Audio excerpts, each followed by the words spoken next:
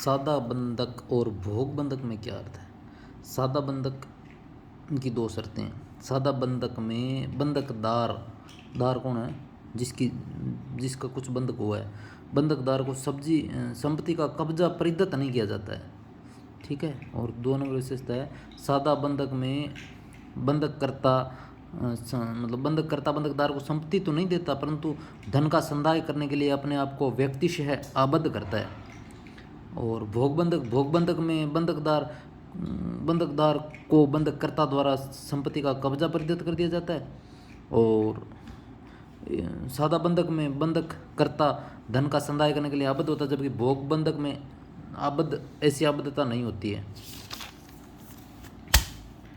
भोग बंधक में बंधकदार संपत्ति का उपभोग उपयोग करने और उसके भाटकों यानी किरायों व लाभों को प्राप्त करने का हकदार होता है, जबकि सादा बंधक में ऐसा नहीं होता।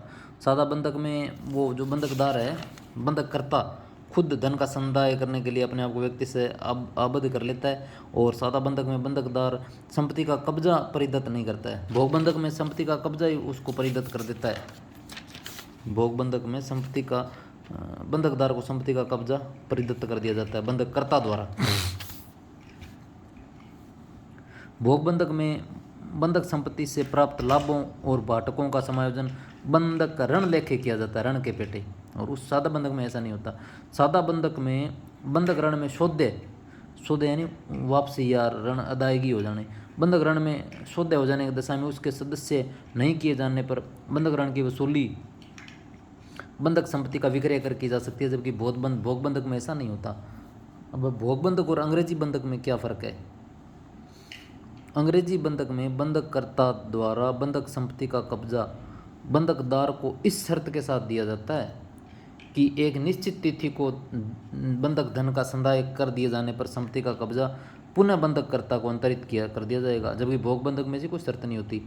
और अंग्रेजी बंधक में बंधक धन का एक निश्चित तारीख को संदाय करने का बंधककर्ता का वैयक्तिक दायित्व होता है, जबकि भोग बंधक में ऐसा नहीं होता। भोग बंधक में जो लाभ और भाटक हैं उनका समायोजन बंधक ऋण लेके किया जाता है, जबकि अंग्रेजी बंधक और सादा बंधक में ऐसा समायोजन नहीं होता है। अब जी अतिधारण क्या होता है? अतिधारण संपत्ति अधिनियम 1882 की धारा 116 में है। अतिधारण का मतलब है पट्टे की अवधि समाप्त होने के बाद भी पट्टे की संपत्ति पर कब्जा बनाए रखना। यदि पट्टेदार पट्टे की अवधि के समाप्त होने के बाद भी संपत्ति पर कब्जा रखता है तो पट्टाकर्ता पट्टेदार से भाटक स्वीकार कर लेता है या कब्जा बनाए रखने अनुमति देता है तो पट्टा नवीनीकरण हो जाता है। लेकिन छत्तीसगढ़ उच्च न्यायालय ने मात्र भाटक यानी किराया स्वीकार करने को पट्टे का नवीनीकरण हो जाना नहीं मानना है। इसमें messrs PRT Ramniwas Sharda and company और Hindustan petroleum corporation AIR 2014 Chhattisgarh. अब है विक्रय एवं विक्रय की संविधा में अंतर बताइए। विक्रय क्या है? विक्रय में संपत्ति का स्वत्व या स्वामित्व क्रेता को अंतरित हो जाता है, विक्रेता क्रेता को दे देता है, जबकि विक्रय की संविधा में ऐसा नहीं होता। विक्रय में होता है, विक्रय की संविधा में स्वामित्व क्रेता को नहीं जाता। विक्रय की संविधा निष्पाद्य होती है और जबकि विक्रय निष्पादित संविधा होती है। ठीक है। BR कोटेश्वर इसमें इन्होंने कहा है कि विक्रय का करार एक निष्पाद्य संविधा होती है, जबकि विक्रय एक निर्धारित संविधा होती है। एक तो होती है निष्पाद्य संविधा और एक है निर्धारित संविधा। ठीक है। दुर्प्रदान क्या है? संपत्ति अंतरण अधिनियम 1882 की धारा 127 में दुर्प्रदान है। दुर्प्रदान ऐसा दान है जिसमें दाता द्वारा आदाता को दान में ऐसी संपत्तियां दी जाती है जिसमें कुछ लाभ वाली होगी, कुछ बोझ वाली होगी। आदाता चाहे तो पूरे को दान को स्वीकार करना पड़ेगा, आधा अधूरा नहीं चलेगा। या तो पूरा करे स्वीकार या पूरा करे अस्वीकार, यही दुर्प्रदान है। इसकी शर्तें क्या है? इसमें आदाता एक ही व्यक्ति होगा और उसे अनेक संपत्तियों का दान होगा। कुछ संपत्तियों पर बाध्यता का बोझ होगा, कुछ पर नहीं। और सभी संपत्तियों का एक ही व्यवहार में दान होता है। अब इसमें क्या है? जैसे इसके पास के पास एक भय कंपनी है और एक मैं कंपनी में अंश है। भय जो भय मुनाफे वाली है और मैं घाटे वाली है। तो अगर मैं को अगर वो लेने से मना करता है तो वो भय को भी नहीं ले सकता। ठीक है। ये तो आएगी दाता आदाता। ठीक है। सर्वस्व आदाता है संपत्ति अंतरण अधिनियम 1882 की धारा 128 में सर्वस्व दान। इसमें मतलब दाता आदाता को संपूर्ण संपत्ति का दान करता है। इसमें दाता को सर्वस्व दाता और आदाता को सर्वस्व आदाता कहा जाता है। इसमें दाता के सभी सौदे यानी चुकाए गए ऋण और दायित्वों को व्यक्तिगत रूप से दान में समाविष्ट संपत्ति का विस्तार तक ग्रहण करता है। इसमें ऐसा दान जब तक होता है जब या तो संन्यास लेता है बंदा तब, ठीक है। और इसमें एक बात और कही आंध्रा हाई कोर्ट ने कि ऐसे दानों में सर्वस्व आदाता की स्थिति है जो विधिक प्रतिनिधि यानी लीगल रिप्रेजेंटेटिव जैसी होती है। अतः सर्वस्व दाता के विरुद्ध धन वसूली की कोई डिक्री का निष्पादन होता है वो सर्वस्व आदाता के विरुद्ध भी किया जा सकता है, चाहे वह मामले में पक्ष कर रहा हो या चाहे नहीं हो, क्योंकि उसने तो दान कर दिया, मालिक ही वो बन गया ना। तो ठीक है जी। अब सुखाधिकार अधिनियम 1882 वो था संपत्ति अंतरण अधिनियम 1882, ये सुखाधिकार अधिनियम 1882। सुखाधिकार क्या है, इसकी धारा 4 है, वो कहती है सुखाधिकार वह स्वत्व है जिसे किसी भूमि का स्वामी या कोई दखल करने वाला इस रूप में उस भूमि के हितकर उपभोग के लिए किसी ऐसी भूमि में या उस पर उसके संबंध में जो भूमि उसकी ना हो कुछ करने और निरंतर करते रहने और किए जा रहे किसी कार्य को रोकने और निरंतर रोकने करने के लिए किया जाए। मतलब या तो कुछ नया करना चाहता है या खुद अपनी तरफ से कर रहा है तो उस कार्य को कंटिन्यू रखना चाहता है वो, इसे सुखाधिकार कहते हैं। सोमंड कहता है कि सुखाधिकार एक वैध अधिसेविता है जो भूमिखंड के लाभ हेतु अन्य भूमिखंड पर किया जाता है। यह वह अधिसेविता लाभ नहीं है जिसे लाभ कहा जाता है, यह वैध अधिसेविता है। अब यह परस्व भोग क्या है? परस्व भोग है एक अंग्रेजी अभिव्यक्ति है जिसे भारत में सुखाधिकार सम्मिलित मान लिया गया है। परस्व भोग एक ऐसा अधिकार है जिसके द्वारा एक व्यक्ति अपने निजी उपयोग के लिए किसी अन्य व्यक्ति की भूमि को या उसकी भूमि पर या उस भूमि में उत्पन्न होने वाली या उससे संलग्न भूमि पर पड़ी हुई किसी वस्तु को हटाने या उससे लाभ प्राप्त करने या उसे विनियोजित करने का अधिकारी होता है। जैसे किसी दूसरे की भूमि से मिट्टी पत्थर लेना, शिकार करना, मछली पकड़ना आदि परस्व भोग के उदाहरण है। अविच्छिन्न सुखाधिकार ये धारा 5 में आते हैं। वो सुखाधिकार जो मनुष्य के बिना किए कार्य किए जारी रहे, जैसे हवा और प्रकाश पाने का अधिकार, और एक ज़मीन से दूसरी ज़मीन में नाली जाना भी अविच्छिन्न सुखाधिकार है। ये ब्रजमोहन बनाम हजारीलाल इलाहाबाद 1936 का है।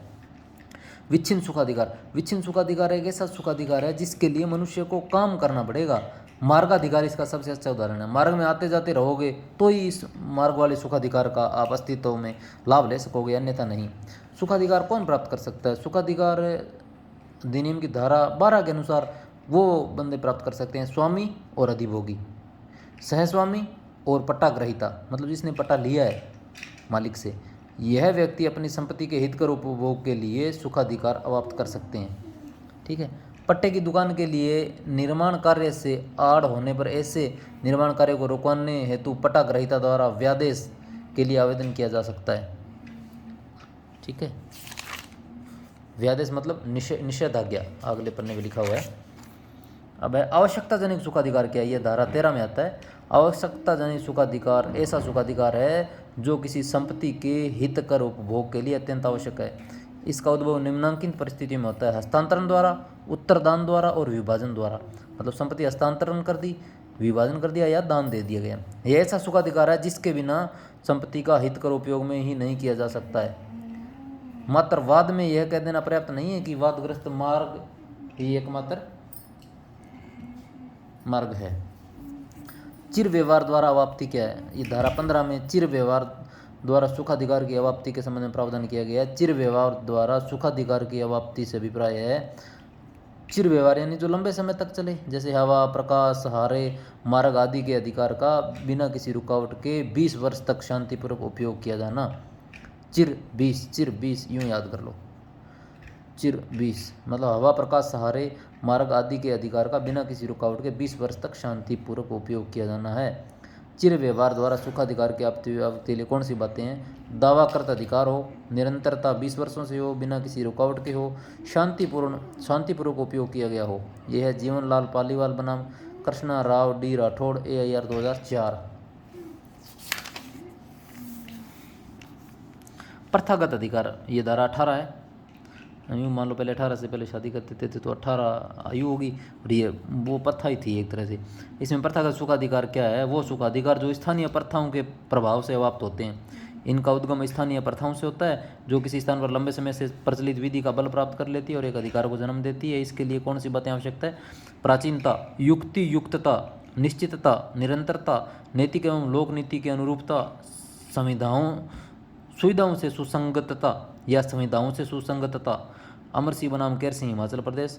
वो कहते हैं इस मामले में कि इस अमर सिंह बनाम केर सिंह के मामले में, हिमाचल वाले मामले में विद्यमान प्रथा के लिए क्या जरूरी है? प्राचीनता, युक्ति युक्तता, निरंतरता, निश्चितता का होना आवश्यक बताया गया है। क्या सुखाधिकार में विघ्न रोकने के लिए व्यादेश यानी निषेधाज्ञा जारी की जा सकती है?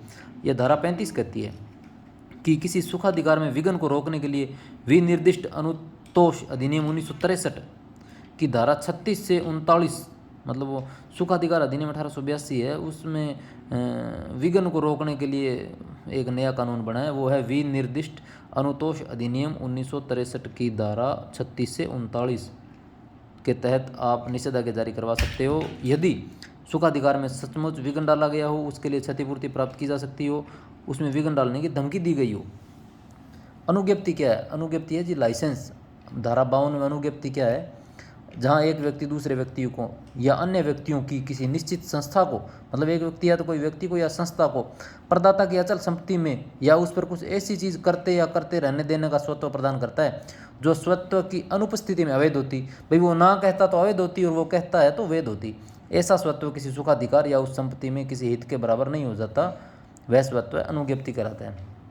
मतलब कि कोई बंदा दूसरे बंदे को अपनी संपत्ति या अचल संपत्ति में से कुछ ऐसी चीज़ करते रहने का पावर प्रदान करता है जो उसकी पावर के बिना अवैध होती, पावर के द्वारा अवैध होगी वो, और ऐसा स्वत्व किसी सुखाधिकार या उस संपत्ति में किसी हित के बराबर नहीं जाना जाता हो, नहीं हो जाता, तो वह स्वत्व अनुज्ञप्ति कहलाता है।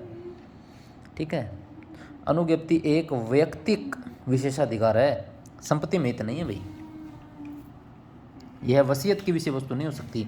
अनुज्ञप्ति तो किसी को दूसरे को, मतलब आप एक तरह से लाइसेंस दे रहे हो तो वो उसमें हित, व्यक्तिगत हित या संपत्ति में हित तो माना ही नहीं जा सकता और ना इसे वसीयत की विषय वस्तु मानी जा सकती है। ठीक है। अब है अनुज्ञप्ति और पट्टा में क्या अंतर है? अनुज्ञप्ति तो अभी बता ही दिया, अनुज्ञप्ति लाइसेंस। अनुज्ञप्ति और पट्टा में मुख्य अंतर तो यह है कि अनुज्ञप्ति में संपत्ति में संपदा या हित का सर्जन नहीं हो सकता। वो तो एक आपको कुछ चीज़ करते रहने की पावर दी जा सकती है, और अनुज्ञप्ति में संपत्ति में संपदा या हित का सर्जन नहीं होता, जबकि पट्टा में संपत्ति का अंतरण होता है। यह है प्रदीप ऑयल कॉरपोरेशन बनाम municipal corporation of Delhi AIR 2011। और एक और है, इसमें कहता है कि एक मामले में कहा गया है कि कोई विलेख या संघ व्यवहार पट्टा है या अनुज्ञप्ति, इसका निर्धारण पक्षकारों के आशय से भी किया जा सकता है।